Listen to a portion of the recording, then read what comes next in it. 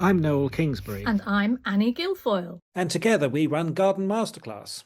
an education portal for garden and landscape people, Designers, garden management people, landscape architects. and of course, enthusiastic home gardeners. We organise live events, mostly in the British Isles, and run webinars and online courses.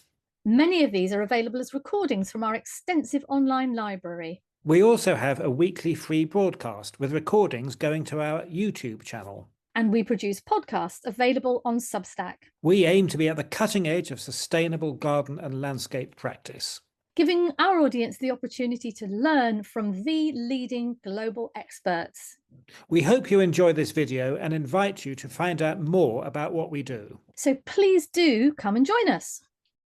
Okay, it's 6 o'clock and welcome to Thursday Garden Chat, the weekly public service broadcast from Garden Masterclass, and a little reminder of what we've got coming up in our program for the over the next month or so. Next week we've got what will be a very interesting webinar with Jared Barnes, who teaches at a college in Eastern Texas. Jared will be talking essentially about how you do naturalistic planting and making it look good, not messy. Really diving into the kind of some of the psychology research that's been looking at how you make plantings look coherent, complex but coherent, wild but legible, and dealing with some of the real contradictions that those of us in the field face. So if you've ever done the naturalistic planting design course, this is like a fantastic add-on. So that's next Tuesday. That's our last webinar before Christmas. After Christmas, we kick off in January with more of a travelogue, really, which is not really very much of what we've done, but we will be trying to do more. So we're visiting the wonderful plant life and landscapes of the Drakensberg Mountains in eastern South Africa with Rosie Hardy of Hardy's Perennials. And then on the 13th of January, we've got Alex Stoodley, who's an English gardener, but who works, I think it's on Mallorca, on pruning Mediterranean shrubs and perennials, and there's not just for people on the Mediterranean, it's for anyone and increasing numbers of people who are growing these drought tolerant or hot summer climate plants for low irrigation gardens, and their management is somewhat different to many other plants and can get quite complicated. And so Alec will be talking us through that. And one other event I'll mention is 20th of January, Jack Aldridge, the young whiz kid from Wisley, talking about shrubs for winter interest. And Jack is a terrific enthusiast and a real rising star in among our RHS staff. So it'll be good to hear what he's got to say. One bit of very sad news is that Paul Hensey, who was our tutor on the construction detailing course last year and was teaching the SketchUp course this year, has died. Pancreatic cancer, which got the poor guy really very quickly. He's a huge loss to the garden design world because he was extremely enthusiastic about the things that the rest of us regard as rather nerdy to the point of boring, learning how to do design software, construction detailing. He had a real passion for it all and was a very methodical and careful teacher, and somebody hugely appreciated by so many people within the garden design and landscape architect community. So that's a huge loss to our profession, to our community, and we send condolences to his wife and family. We also have, of course, a SketchUp course that's only partially completed. However, we have looked far and wide, and we have looked as far as Caracas, Venezuela, to bring you, this sounds extraordinary, two guys who are going to be picking up on that. They were preparing to teach a SketchUp course for Academia de Paisaje, our colleagues based in Madrid. And they're good English speakers, and they're both enthusiasts, and they've been well briefed. So they will be picking up the SketchUp course. I never thought we'd be hiring tutors from Caracas, but anyway, there we are. So that's it for events coming up. And I would like to introduce our speaker this evening. Lucy Sutherland is the director of the National Botanic Garden of Wales, and I have particular pleasure in introducing her because this is a garden I really love, and I have a very, very small personal connection with. That's one of the wonderful things about doing these presentations, these events, is that Annie and I every now and again invite people, or we talk about places that has actually meant something personal to us, which is a really very special experience. So now we always kick off with this first question. Lucy, how did you get involved in plants and gardens and botany in the first place? Well, good evening, everyone, and good evening, Noel. Thank you very much.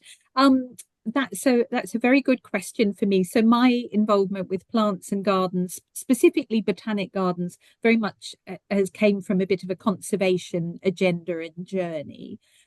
So when I was making a decision about what to study after school, and I had interest in arts and the sciences, the conservation movement was quite on the global agenda. And people like, and we're going back a long time, of course, people like David Bellamy was a really high profile botanist on TV at the time. And in Australia, which you can hear my twang, I'm born in Bristol, but grew up in Australia.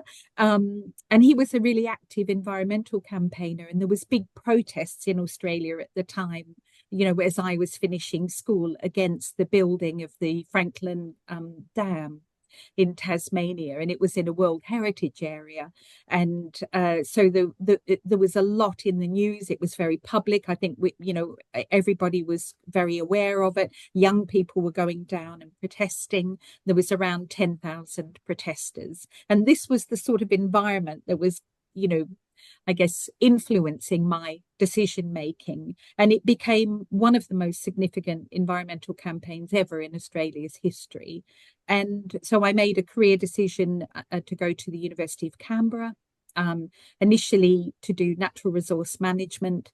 And it was such an incredible basis for my career because you were doing things like field botany and studying crops and man, or, aspects of ethnobotany, human ecology. And while I majored in limnology, it was with aquatic macrophytes, so with water plants. So there was this sort of layer. And while I was doing that degree, I was doing seasonal ranger work in national parks in a place called Port Macquarie with an Indigenous ranger called Jean. And she trained me, as did a number of botanists as well.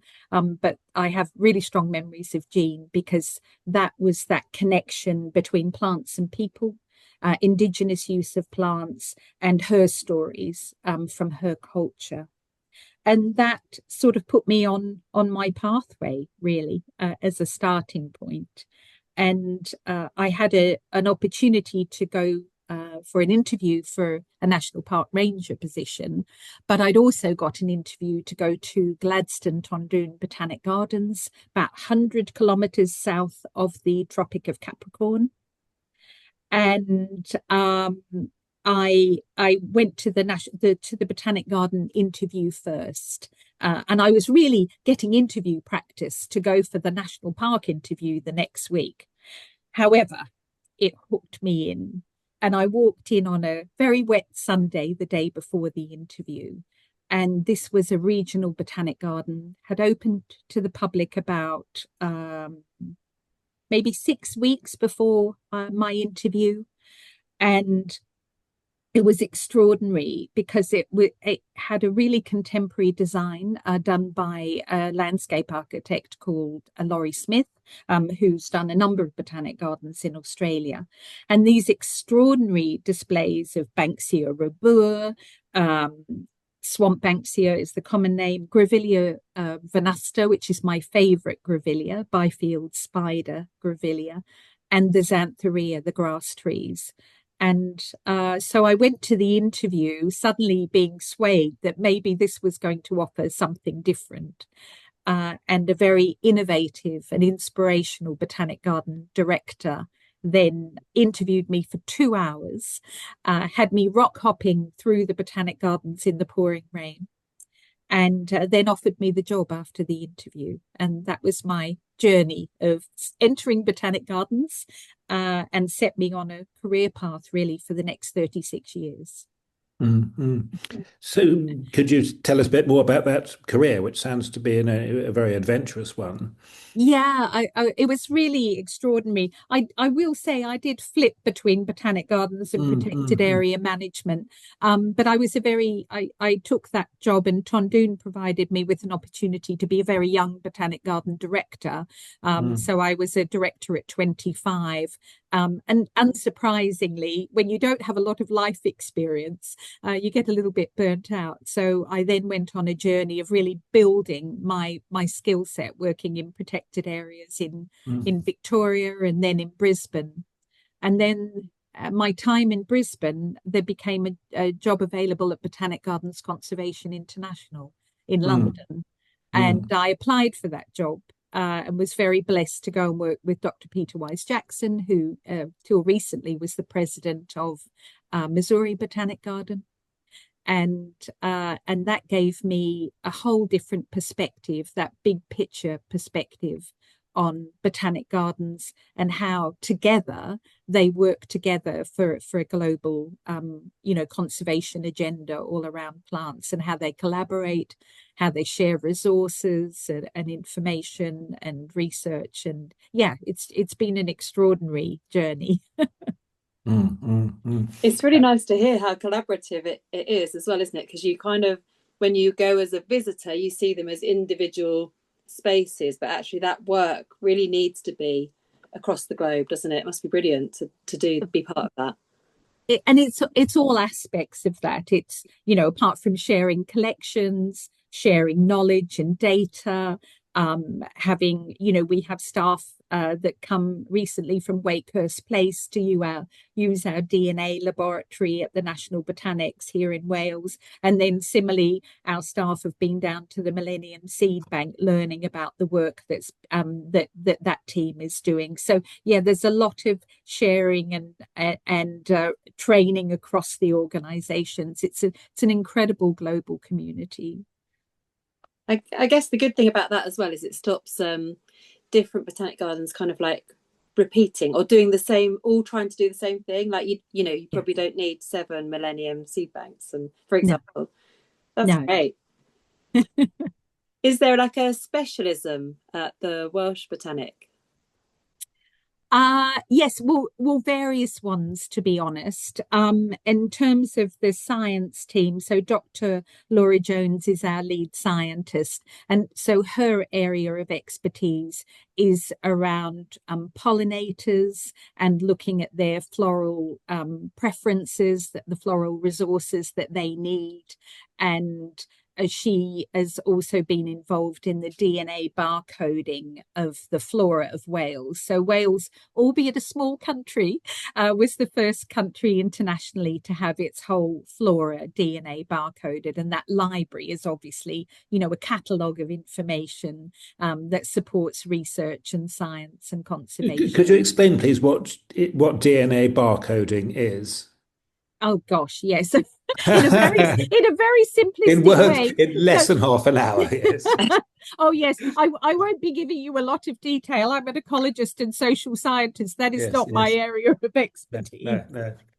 Yeah, so it's doing genomics work on the genes of the plants, and that it's like a fingerprint. It's a fingerprint for that species, and it helps to be able to taxonomically verify species. And when I have my experiences in Australia, and when you've got a lot of species and subspecies and varieties, having DNA work done means that you can start to really verify that is that species and that subspecies. And when you're putting money into conservation of resources, of plant resources, and you're doing species recovery or ecosystem recovery, actually being able to verify what the taxonomy of that species is quite critically important.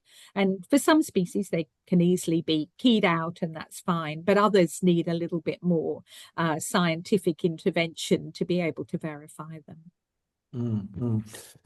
Perhaps we could take a look at the story of the National Botanic Gardens of Wales, which has been quite a I think it's fair to say quite a rocky ride. And I feel very privileged to have been on the beginning of this. Back in 1990, I basically decided that I would be a horticultural journalist. And I was working. I'd had a small nursery business. I was doing some garden design. I very much spotted an opening for working on basically, yeah, writing up gardens for the RHS Journal. And in those days, there was an awful lot more paper magazines. I'd heard about some interesting goings on in Swansea when I was living in Bristol at the time, so not too far to go. And I met this wonderful character who Ivor Stokes, who I think he would be very happy to be described as a bit of an old hippie. Wonderful character who was I can't remember what his job was, but he was very involved in running Swansea Parks. Swansea, this was at the time when Margaret Thatcher had basically privatised the public park and green space services of all councils across the British Isles as part of her, quite frankly, extremely destructive rampage across the country at the time. But if a public park was of botanical interest, it was excluded from being privatised, which meant that Swansea hung on to a fantastic botanical collection at Singleton. Singleton, is it Singleton Gardens or Singleton Park? Gardens. Yeah. And Klein Gardens, which was almost like a Cornish valley garden with an incredible collection of rhododendrons that had been bred in the 1930s by a retired admiral who lived in the kind of castellated house at the top of the garden. And also a new project called Plantasia, which, as I understand it, had been a sort of result of so-called planning gain. You know, developers were allowed to build a shopping mall in exchange for building us a new 1 acre glass house to house the plants that were in these deteriorating glass houses at Singleton. And of course, Plantasia was a very sort of popular development, and I think a wonderful combination to have, you know, a botanical collection right next door to a shopping mall, all in favour of marrying retail and education. Well, you know, why not? I got to write about Plantains, and I got to write about Klein and Singleton, got to know Ivor quite well. And he then began to talk about this very exciting new project of a new botanic garden for Wales, because of the four nations that make up the British Isles. Wales didn't actually have a botanic garden, and so there was the millennium was coming up, and there were funds sloshing around to apply for. And Ivor was very much in favour of having as I understand it, a kind of a multi-site botanic gardens in Swansea involving Plantasia, Singleton, and Klein, which would have been a very interesting project and would have situated the botanic gardens in the heart of a city. But there was another lobby that was promoting a site between Llanelli and Carmarthen, which was very, very different. And it has to be said, a pretty spectacular site. And this site actually won out. At the time, I was winding down a small and rather eccentric little nursery business, you know, basically selling hardy perennials. But I was also selling quite a few conservatory plants, and I'd grown quite a lot of South African and Australian plants for conservatories, growing, you know, things like Banksias, indeed, from seed. And had quite a few big plants, which I sort of used to hoik around to RHS and other flower shows, and basically needed a home for them. And so Ivor said, well, actually, let's have them. They can be the first accessions, because we're going to build a jolly big glass house that will focus on Mediterranean plants. And I have this very clear memory of driving up to a kind of semi-derelict farmyard. And I don't think I actually met anyone there. I think I was given instructions about where I was to leave these plants. And they're all loaded into the back of whatever vehicle I had at the time, which probably wasn't that big. And you know, quite big, sort of metre-high Banksias, Calithamnus, probably some South African Ericas as well. And just sort of leaving them there and sort of waving them goodbye and just hoping somebody was going to come and look after them. And whenever I go to the National Botanic Gardens, I go into the great glass house and I look for my plants, and they're still there. And it makes me so moved. It really does. Um, but the glass house was a I mean, this is the biggest glass house in the world, apparently, which I find amazing that the Americans haven't got a bigger one, and of course, being a Mediterranean climate, you don't actually have to heat it that much. I know because it's very, very important that we have this greater understanding of Mediterranean climates because our British climate does segue into and I'm saying this because I live in Portugal, our Mediterranean climate, Atlantic Mediterranean, they very much merge. And Ivor was very involved with briefing the designers about how plants were going to integrate in with the design. Well, the design was none other than Catherine Gustafson, world famous landscape architect, and somebody who is not exactly famed for either their patience or their humility. And she had various designs which basically Ivor thought weren't going to really suit the plants. And Ivor, I think, really read her the riot act. And the result actually is a really fantastic design and one that I think uses the plants really, really beautifully. Anyway, over the next few years, the gardens had a lot of trials and tribulations. There were several occasions when it might go bust. There were various crises, mostly financial. So it's really fantastic to see the gardens on a much more secure footing and very much, at the heart of Welsh heritage tourism and in the strong position they are today. So I mean, I wonder if I can ask you this possibly sensitive question, Lucy, but what's your perspective on that troubled history and how things are, better today?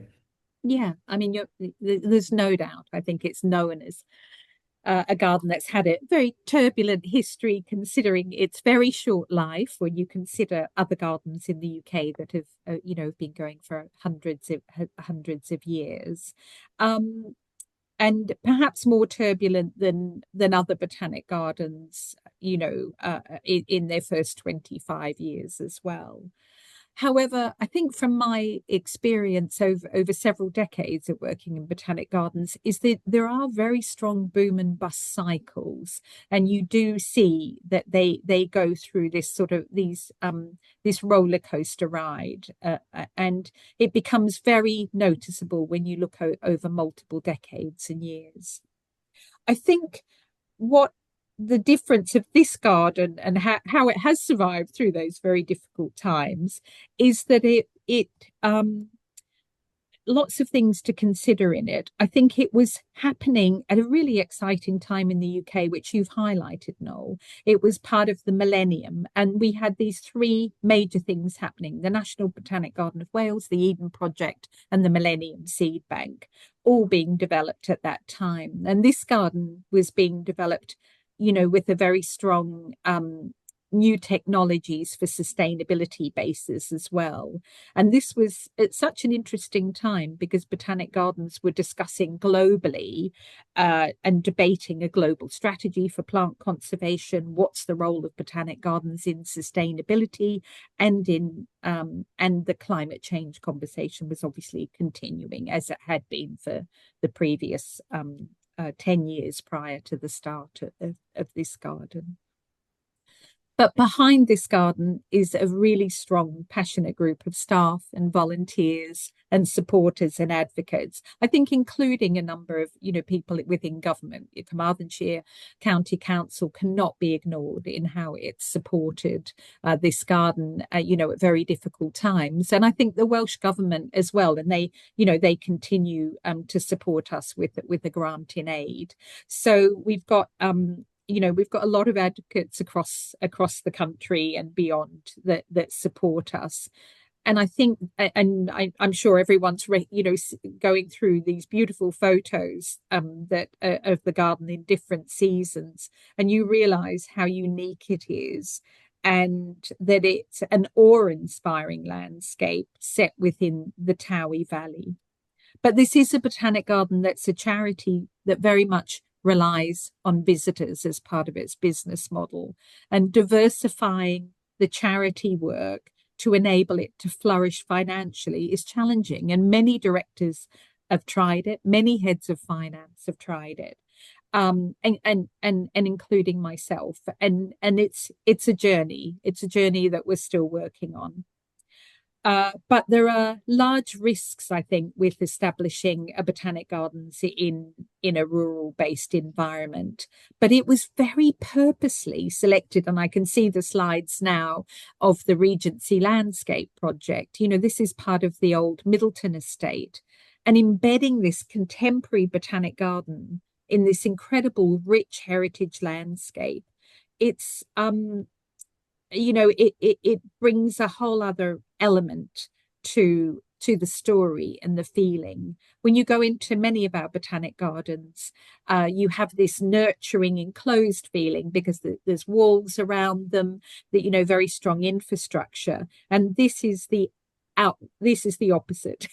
This is the outward facing garden, that you're in the garden and you're looking out across this incredible landscape. Although saying that, we do have an amazing double-walled garden that is actually our most popular part of the garden. But this provides a very, very different experience. And I think the garden, with its ups and downs, has used a business model where it's done incredibly large-scale projects that have been really, really impactful. And that model has benefited community and individuals. And, you know, I think about the biophilic work that it's done, going into health board sites, National Health Service health board sites, and doing green interventions, doing interventions that support patients with dementia, support the staff, and help them by giving them retreats for health and well-being while they're at work in very stressful environments, particularly the last few years. So there's been, while there's been great challenges, I think with the challenges come great innovation and extraordinary impact across the country. And I know we'll talk more about that work during our conversation. Yeah, I think you do seem to have a very strong emphasis on education, but also ethnobotany, which was, I think, one of those kind of buzzwords at the time the garden was established. And I think the idea of ethnobotany is not just something that happens in jungles with indigenous people. It can happen in a post-industrial society like South Wales. So could you tell us more about that aspect of the garden's work? Well, I think yes. So I think it's important that Wales's link with ethnobotany is post-industrial, because we have the physicians of Mudthai. So in the 1300s, the use of plants in Wales was documented, and in fact is, you know, globally renowned as being some of the sort of ancient texts on this. And that has been very influential in our collections and the stories that we tell within the Botanic Gardens. And that's all about the use of plants, particularly herbal medicine, and the applications of these. And we have a whole range of very passionate and well-trained volunteers who tell that story to the public. And we also integrate that into, and there's some education imagery coming with our education team and children now on the screen, and, you know, linking Welsh children with their Welsh heritage through the stories of plants. And that's really important. And I think with that, to realize that we're a bilingual institution as well.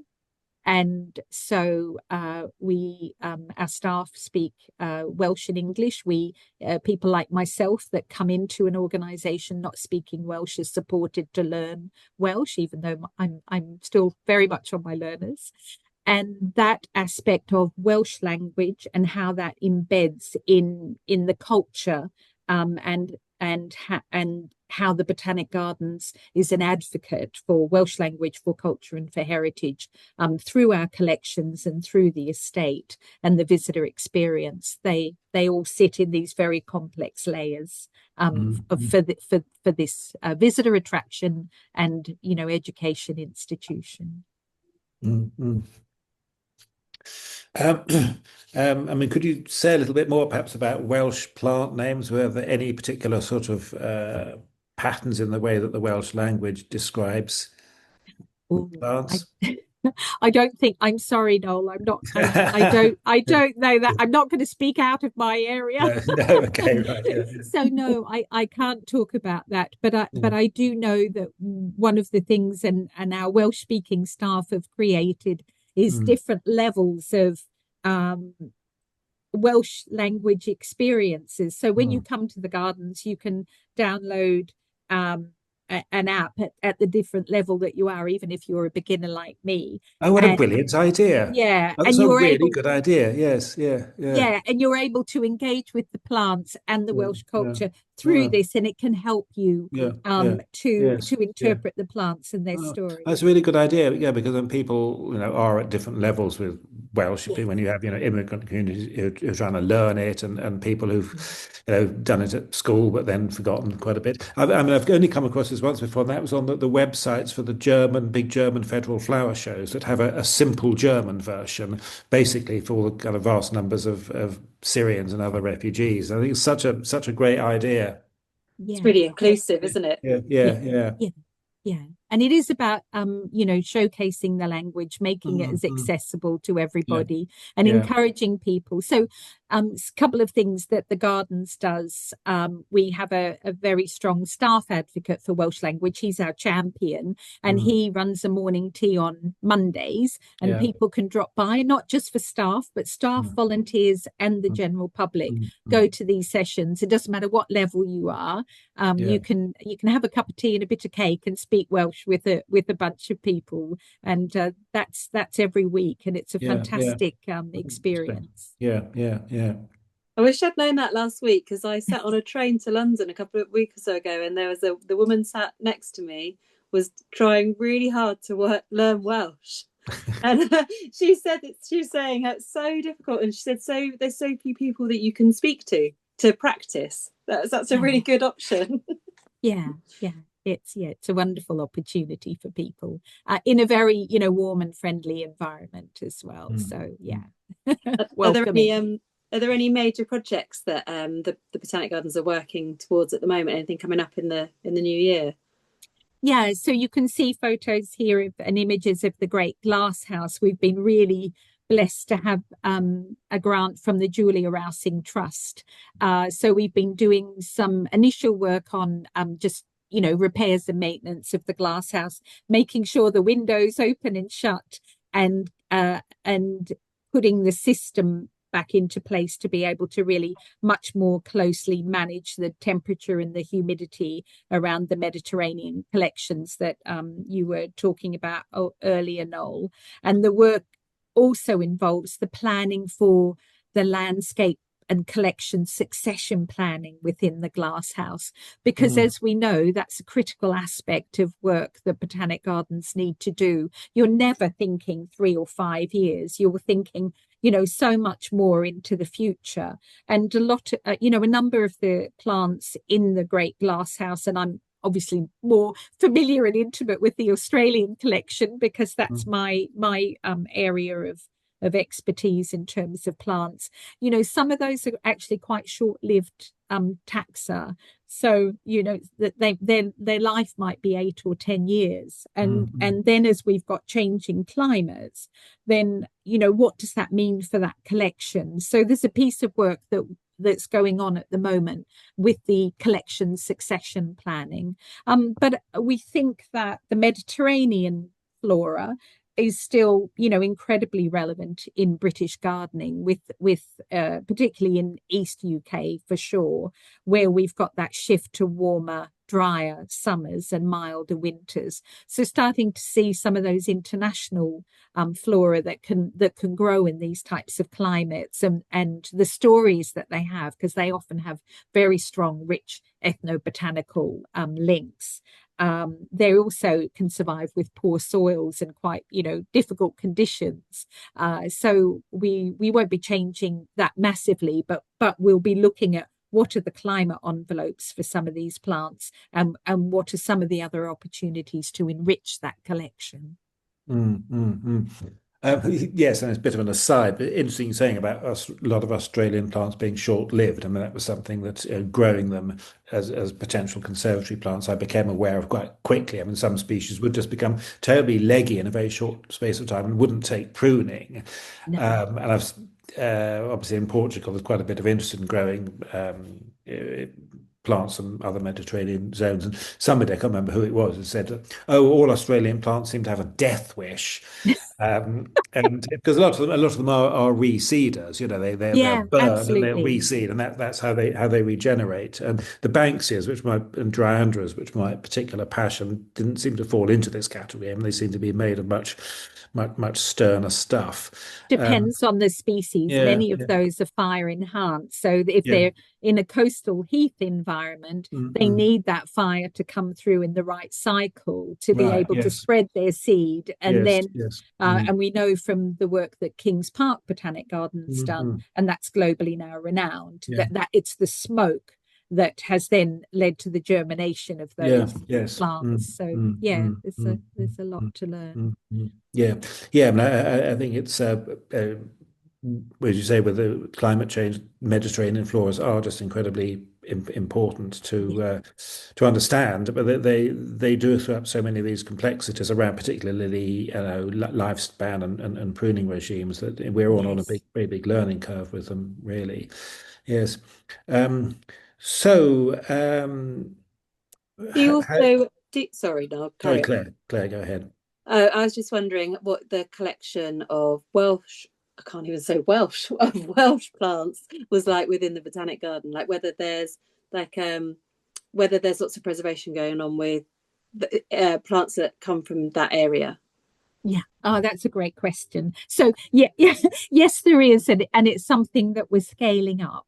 So as a national botanic garden, it's really critically important that we also focus on Welsh flora. And we in Wales we do have endemic species that that only occur in Wales. And there's also the situation where, like across the UK, that we've still got plants that are trending backwards. There are still threats to plants, and it's not in a positive way. So there are many.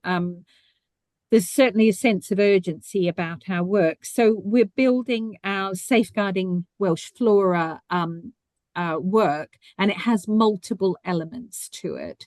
So we're part of the Millennium Seed Bank partnership with the Royal Botanic Gardens Kew at Wakehurst Place, and we do a number of collections that get duplicated there for risk management. We have our own seed bank, the National Seed Bank, and then we duplicate the collections with Kew, with the Millennium Seed Bank. And then part of that work is then germinating those, doing the protocols. What are the germination protocols? How do we get this native species back out into the environment? And then, of course, that moves from a science laboratory into our plant nursery, and it gets handed over to our horticultural staff. But one of the critical things we need to do is enhance the living collections in the garden so that we can provide an opportunity to understand, what's in Wales, what are these plants, what's at threat, what are the stories that they have and tell, and engaging people in those. So the intention is to put a much larger Welsh collection in when you arrive at the front entrance, re-landscaping that to feel like you've really arrived in Wales and with Welsh flora. And then there are some other areas in the gardens of redeveloping those with a strong Welsh flora thematic.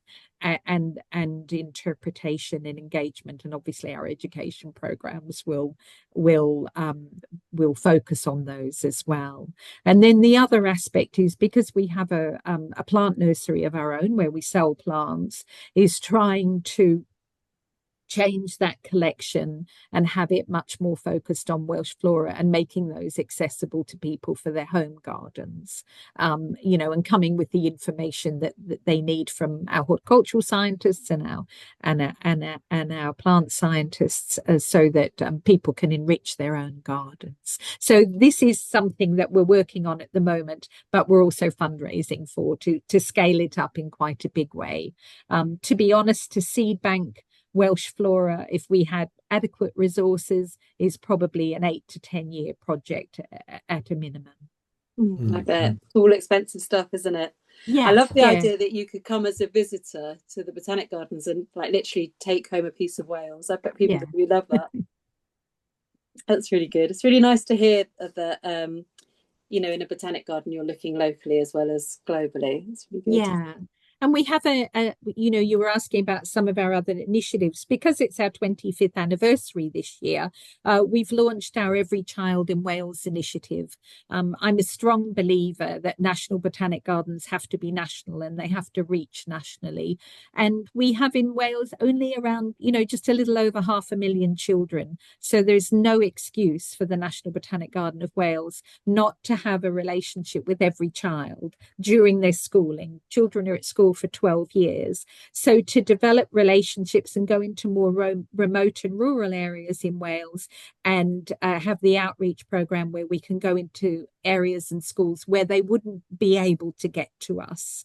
And so we launched this about 3 weeks ago now around Aberystwyth, and the Swansea University had donated a whole range of DNA kits and equipment, so we could take these types of things going out into the schools and doing things on climate change, on carbon sequestration, and on DNA. It's about us taking things that are relevant to the curriculum, engaging children in STEM, but also doing things that the teachers can't do. There's no good repeating what the amazing teachers can't do, and supporting teachers, because we expect a lot of our teachers these days.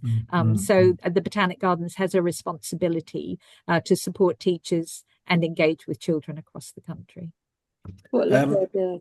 And of course, some of there's my memory is quite large areas of the gardens that are essentially semi-natural habitat, wildflower meadows, for example, which in some cases, I think some of these are new, others are heritage meadows that are being preserved. I mean, how is that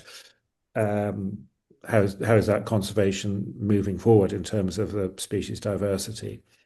Oh, yeah, that's a great question. Thank you, Noel. Yes, so part of the Botanic Garden estate is that there's the Wynlas National Nature Reserve. And over the years, the scientists have been working with the farm manager and restoring meadows. And we have, large significant areas, particularly of fungi. So we have a number of listed species, i.e. Threatened with extinction. So the wax caps, for example. In fact, we've just had an amazing season. It only finished about 3 weeks ago. I had our conservation volunteers have been sending photos to all of us every day as they go out finding and discovering. So the meadow work is also monitored. It's part of our scientific monitoring program. We also use it for seed collecting as well. And we've brought in, these on the screen are our beautiful Welsh blacks. So these are a rare breed in Wales. And we use farming techniques for biodiversity. So our a National Nature Reserve manager and their assistant work with our scientists and use restoring the landscape, but also using it as a place for science and research. I really love all the complexities in one place. It's really lovely that you've got a historic landscape, something really modern, something really on your doorstep, looking after the plants on your doorstep and the people on your doorstep, but also thinking globally. It must be great to work there. Oh, it's absolutely extraordinary. But even for someone coming into the organization when I did 3 years ago, and I had, a long history of working in botanic gardens, it still took me time to actually really understand the complexity of this estate, and all the interconnections and how it works. And I kept going, I don't know why I don't understand this. This is so unusual. But it really is.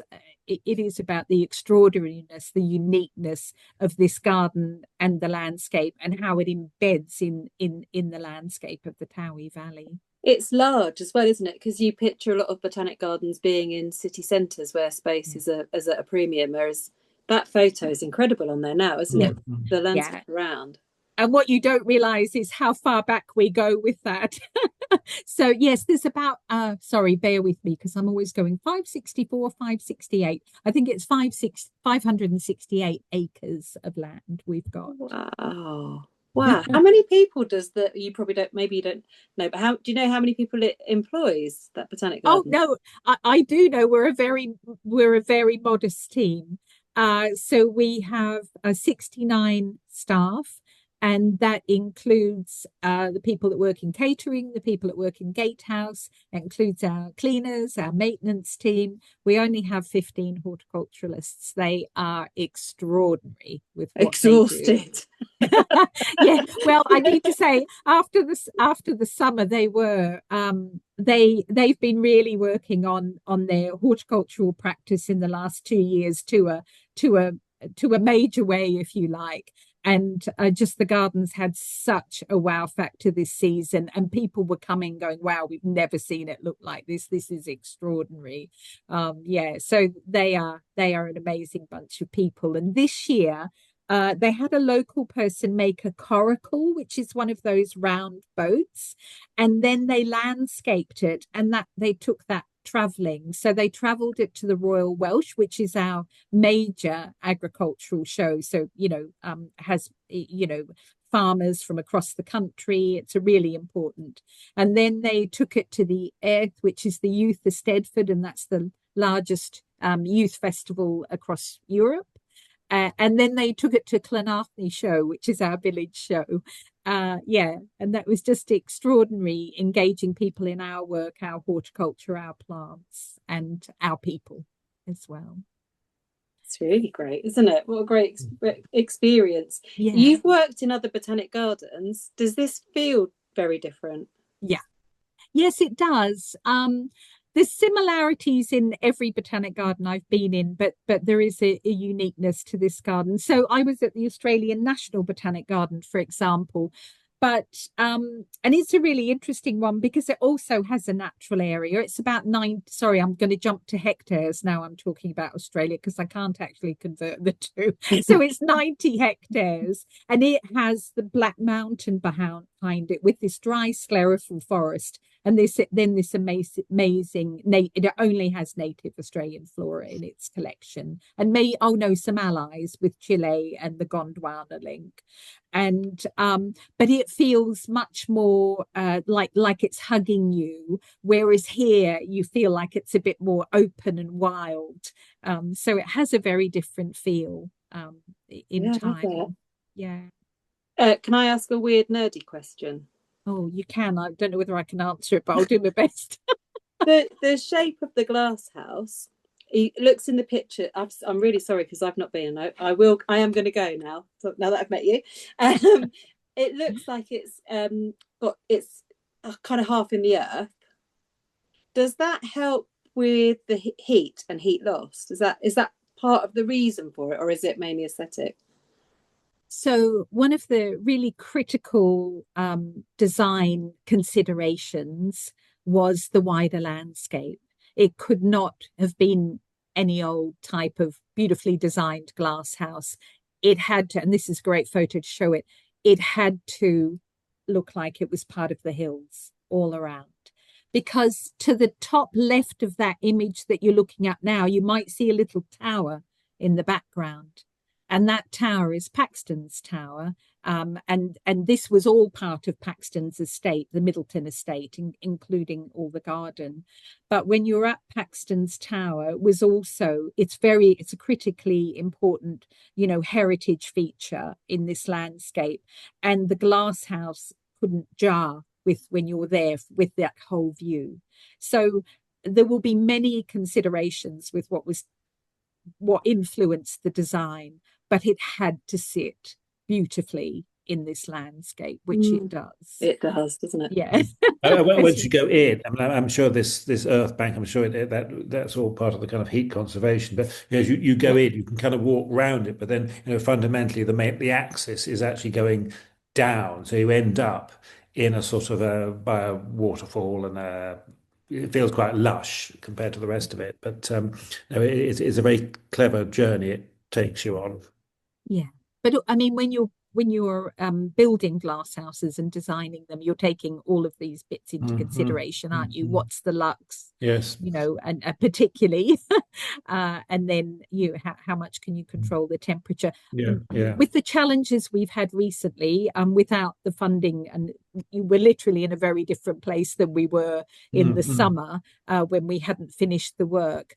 The glass house was getting up to 55 degrees, and so the experience for the plants was really testing their envelope. Yes. And then the experience for the visitor was pretty tough, because obviously people were wanting to go in. They were literally stopping at the doors. But that is all stopped now. If anyone's listening and had that very hard experience, really exciting that we've got it in a very different place, and next summer will be entirely different. Good. Well, how have you achieved that? Well, basically the windows open and shut now, but you need okay. quite a major investment when the motor burns out. Really practical things. Right. Yes. And some of the other glass houses, and our colleagues at Kew who've done major restoration of glass houses, but they all have a manual override, and we don't. Yeah. Okay. Yeah. At the beginning, you were saying that when you were funding for it, the whole vision in the first place, it had a big edge towards sustainability. Does that also count through with the glass house and how it's heated and all of that stuff? Yes, so what heats the glass house also heats the staff buildings. We have a biomass boiler, and that was very state of the art at the time. I bet. Yes, the whole it's quite an ecosystem of how it's been created, and then things like the toilets and waste and things, that all goes through reed beds, and including those in the glass house. So yeah, brilliant. And is water collected? I bet that roof, and being in Wales, you'll have a lot of water. We do have a lot of water in Wales. Why it's so beautiful. Yeah, so there's a rainwater harvesting system designed with collection tanks and things with the Great Glass House. Brilliant. Because actually we say those kind of words now and it feels very normalized, and that's what we should do. But when in 2000, that would have been really out there, I'd imagine. Absolutely, it was. Yeah, very state of the art. Yeah. And we were talking before we opened up to everybody about Christmas, and I was asking you whether the Botanic Gardens, like a lot of other gardens, are all sparkly and twinkly and sort of change their whole look, or whether it's like quite nice and calm with you. What's going on for Christmas? Well, tonight I'm hidden away in the science building on the hill, because in my normal office it's surrounded by choirs and people coming and having mulled wine and hot chocolate and exploring the gardens. But it's it's very community focused. And we've got a lovely Welsh-speaking Santa who's visiting and talking to the children and reading stories to children in English and Welsh. And he's quite a character. That's really lovely. And so when you're to entice the visitors, the two main threads seem to be community-led or education-led. So in a way, putting a load of sparkly lights doesn't quite fit with your kind of like your mission and your vision, I guess, does it? It's kind of it's nice that you're making it work within your remit. Yeah, I think it's one of those things if you're trying different things with public programs all the time. And sometimes and we have done lights before and the community have loved them and we may go back to that. But at the moment, we wanted to really ground it in community and provide lots of the school choirs and things an opportunity to come and perform in the gardens, will bring their families along and create. It's sometimes, it's quite challenging as a charity botanic garden. We rely on gatehouse fees, and that means that you're not as accessible to a diverse community as you might be. I've come from, botanic gardens that are really fully government funded, or 70%. And that's quite different because you're open, you're free, and everybody can come in. But when you're a charity, we need to charge because we really rely on that. So what we do is look at different opportunities for making ourselves accessible at different times to a diverse community. Recently, we did it with a postcode opening. So if you were in this postcode, you could come in for free. And even on a more wintry day, we had thousands of people arrive, and you had a lot of fun. It was great. Really nice. When I worked at Hestercombe Gardens, we used to call that the leaky pay barrier. You had to have a leaky pay barrier so that everybody could get in at some point if they wanted to. I think it's absolutely critical. Yeah. Yeah, it's really good. Are there any big international projects that you're working on at the moment? Or any what's the scoop? What can you tell us? What's the scoop? Well, I think that there's a range of things that we've launched this year. It's like the Every Child in Wales initiative. We also launched this year our BioBlitz program. So that's our citizen science program. And so this is the first year we've done that with the science team. And that's the idea that families can come every year and be part of, building scientific data that we can use to help us manage this amazing estate that you're seeing in front of you now. And so those are sort of two critical things that we're doing. The Safeguarding Welsh Flora is something that we really hope that we will get fully funded next year, and that will be a focus for many areas of the Botanic Gardens. That sits in education, in horticulture, in science. With our farm team, it will be very much, a great focus for everyone in the garden. So these are all really, really critical because there's a sense of urgency around that. But there's also a sense of community and connectedness of that. And all of that really, drives where we want to be. I think for us, these all become part of building our profile and being part of the national identity of Wales. And, in 25 years, it takes a little while to get that embedded, across the country and to be, have that impact and that relevance to diverse groups. So there's some of the things that we're really, strongly working towards, and making sure that the other aspect is, and I think we continue to talk how critically important plants and gardens are for people's health and well-being, and that continued to expand our role as a refuge for community for health and well-being is quite critical. We just did our visitor survey, which we do every 2 years, and the language, when you have open questions about, why people are coming and what they're getting from this experience, a lot of that language is around health and well-being and coming here to relax and recover and recuperate. And so a critical part of what we need to do in 2026 and beyond is bring our health and well-being program much stronger on the site. We've done amazing outreach, but now we really want to focus on this site and grow that opportunity for community. I think it gives you that emotional growth as a charity as well, then, doesn't it? Because you're having generations of people that feel an emotional feeling towards being there. And that just goes on, doesn't it? It really spreads. Absolutely. I mean, my experience in Adelaide was, I was working with community members and being with community members that, had 5 or 6 generations of connection with that botanic garden. And that's what we're working to. It's really lovely. Noel, have we run out So, of time? and good note on which to end, I think. Thank you, Lucy. That's been really very interesting, very enlightening. Found out a lot more about a place I really like, and very much hope to be getting back and visiting you again soon. And Claire, I'll hold you to Well, let's go visiting. together. Yes, oh, that'd be a Let's nice all idea. go. Yeah, Let's all go yeah, for one yes, day. yes, yeah. Great idea. Yeah, good, good. Okay, well, thank you so Thank much, you. Lucy, and that was Diolch that's fantastic. Great. Bye Merry for now. Christmas. and to Yes. you. Thank you. Bye. Bye. Bye.